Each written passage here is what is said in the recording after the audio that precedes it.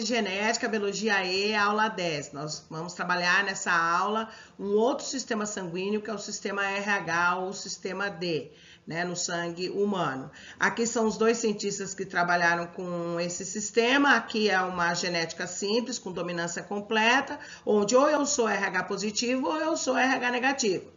O gene que determina o RH positivo, ele é dominante em relação ao negativo. Então, para eu ser positiva, eu tenho que ser errão ou errinho. Já para o indivíduo ser negativo, ele tem que ser errinho.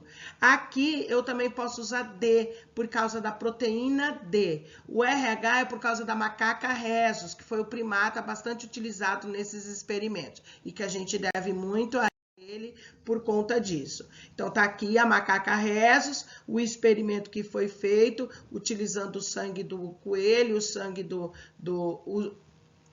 da macaca rhesus, né, que é um primata que foi utilizado nesse experimento. Então aqui é um exemplo de cruzamento, é um exercício onde eu pego uma mulher que ela é RH positivo e o homem também, então eles são errão alguma coisa, mas eles tiveram uma criança negativa.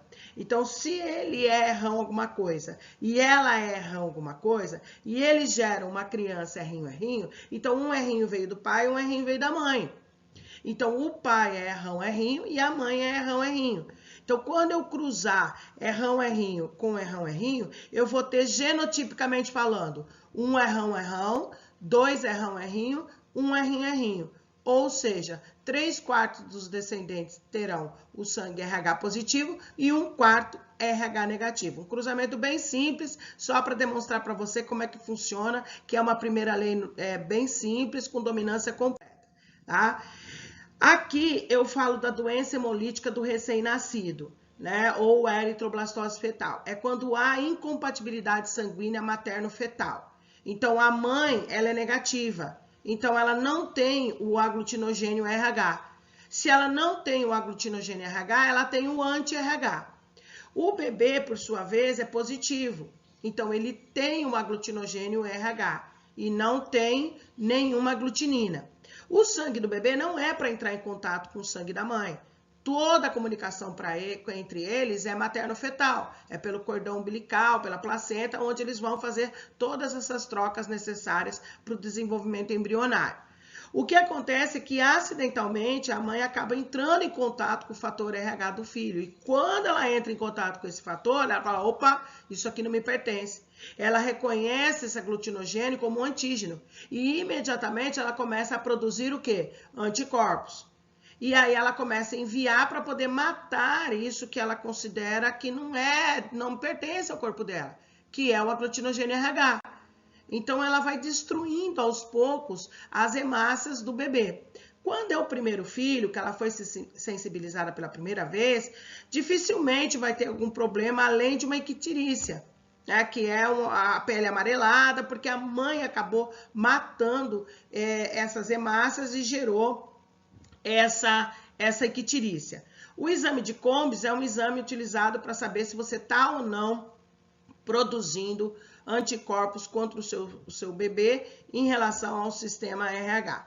Tá? Não só ele também, mas os outros também, mas o que a gente estuda da eritroblastose fetal é o sistema RH. Então, quais são as condições para que isso ocorra? Que a mãe seja negativa, então ela não tem o aglutinogênio e aí ela tem a aglutinina anti-RH. O pai seja positivo, porque se uma mãe é errinho, para ela gerar um bebê errinho, ela precisa que o marido, que o pai da criança seja positivo. Então, essa é a condição. Que a mãe seja negativa, que o pai seja positivo e a criança seja positiva. E que esse sangue entre em contato. Pode ser acidental, não precisa ser assim, uma coisa de sangramento, de estar em vias de perder o bebê. Não, é uma coisa muito discreta. É o suficiente para ela reconhecer o aglutinogênio RH como uma substância estranha, como um antígeno. Então, ela entra em contato com esse fator RH, ela reconhece como estranho, e imediatamente ela começa a produzir os anticorpos contra esse fator RH e começa a enviar para o bebê. O problema é a partir do segundo filho, Porque se ela tiver um outro filho pós esse bebê positivo, e esse bebê também for positivo, e esse sangue entrar em contato com o da mãe, ela fala, opa, isso aí eu já conheço. Esse aí eu já conheço. Então, ela não precisa aprender a produzir de anticorpos. Ela já sabe. E aí, ela começa a enviar anticorpos via cordão umbilical em massa. E aí, sim, vem o problema da eritroblastose fetal. Então, anemia, icterícia, danos no tecido, você pode, no segundo bebê, a partir do segundo bebê, ter lesões mais graves e vir até a óbito, né? O que eu faço quando o bebê nasce com eritroblastose fetal? Eu faço essa exotransfusão e banhos de luz. O que é uma exotransfusão? Eu vou trocar todo o sangue do recém-nascido. E o sangue que eu coloco, geralmente, é o da mãe, porque ela está combatendo uma coisa que não lhe pertence. Se eu troco todo o sangue do bebê, então eu coloco no sangue da mãe para esse massacre. E aí eu tenho uma chance de fazer com que a criança tenha êxito e obtenha a sua saúde de volta. E além de tratamento de luz também. Tá? Uma melhor forma de você fazer isso, quando a mulher ela é negativa, é a prevenção. É você tomar a injeção que você tem a produção, evita a produção de anticorpos em relação ao RH. Né? Então, aqui eu coloquei para vocês o que seria uma icterícia, né? A bilirrubina é um pigmento encontrado nas hemácias, e aí eu tenho um bebezinho, uma fotinho dele com icterícia. Né? Nada que vá inicialmente causar grandes danos no bebê. Então, eu posso fazer o tratamento com a exotransfusão e posso fazer o banho de luz também. Tá? Então, já falei sobre o tratamento, que é a técnica de luminosidade, cuidado, e assim, não é nasceu, vamos fazer. Geralmente, quando uma criança nasce com icterícia, quem vai avaliar se há ou não necessidade desse tipo de tratamento é a equipe médica. Então, às vezes, nem há necessidade da exotransfusão, às vezes só um banho de luz, ou naturalmente a criança vai recuperando. Tá?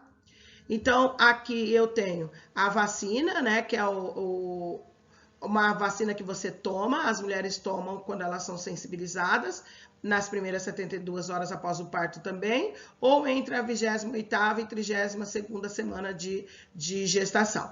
Essa vacina, ela se encontra na rede pública, e mesmo você frequentando o seu convênio médico particular, o médico vai prescrever isso e você vai tomar essa vacina lá no posto de saúde sem problema nenhum, desde que você leve toda a documentação do seu bebê, tá?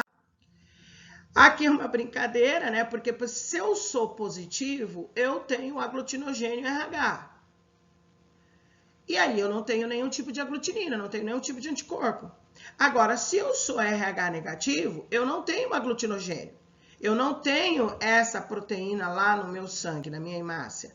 Então, eu tenho no plasma anticorpos contra o RH. Então, o positivo, ele pode receber de positivo e ele pode receber de negativo, porque ele não tem aglutinina, ele não tem anticorpo.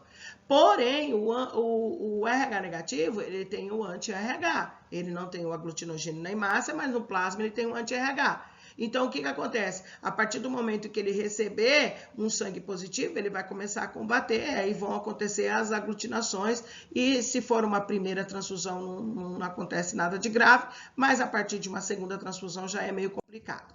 Né? Então, aqui eu falo para vocês a transfusão sanguínea, que é assim, o AB, ele tem a proteína A e ele tem a proteína B. Então, ele não tem anticorpo contra o A, não tem anticorpo contra o B. Então, ele pode receber sangue dele mesmo, de A, de B e de O.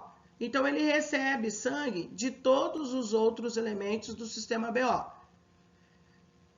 E o indivíduo pode ser positivo e ele recebe o quê?